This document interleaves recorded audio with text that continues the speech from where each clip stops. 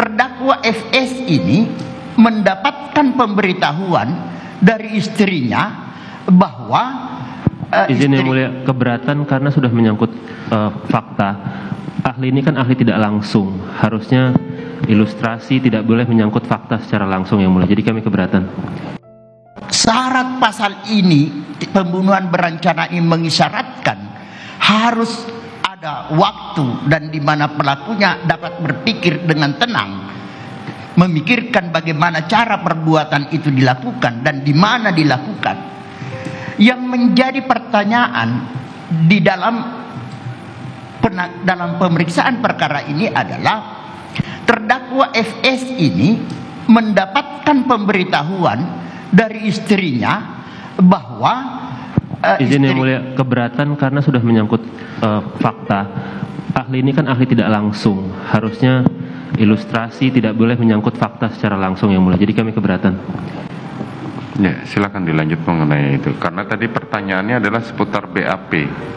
Seputar dakwaan. Mulia. Dakwaan, oke. Jadi ini silakan langsung ke fakta.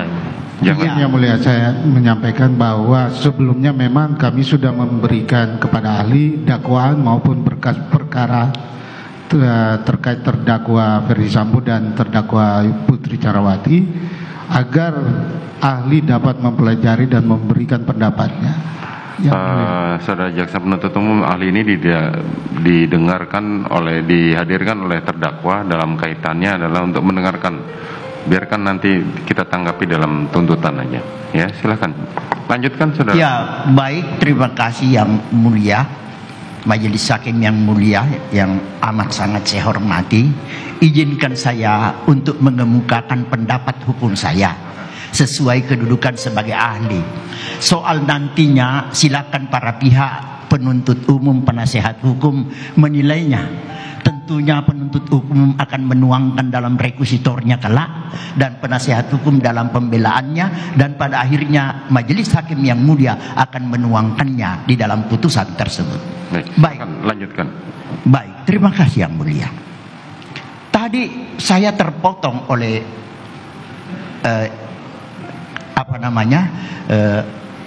penyampaian Bapak penuntut umum yang saya hormati.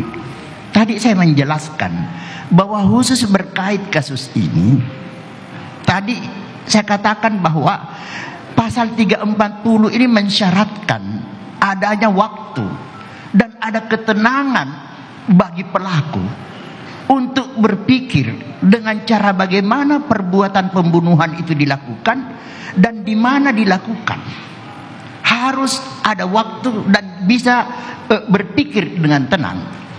Dalam kasus ini yang menjadi pertanyaan adalah bahwa bagaimana mungkin saudara terdakwa FS ini bisa berada dalam keadaan tenang ketika atau di saat dia mendapatkan pemberitahuan dari istrinya bahwa istrinya baru saja mengalami tindakan pemerkosaan.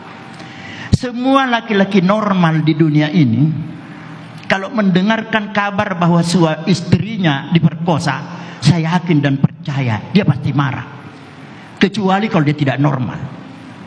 Tapi kalau dia normal, pasti mendidih darahnya itu, memuncak kemarahannya. Silakan menghadap sini saja. Iya, karena itu adalah harkat dan martabat yang harus dipertahankan.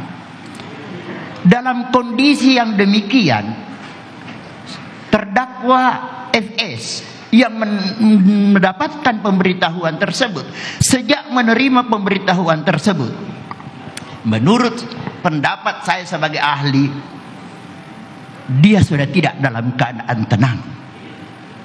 Dia tidak sudah dalam keadaan tenang.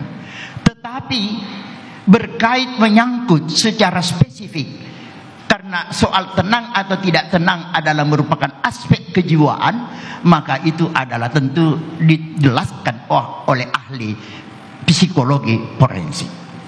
Demikian untuk sementara catatan atau pendapat saya yang mulia.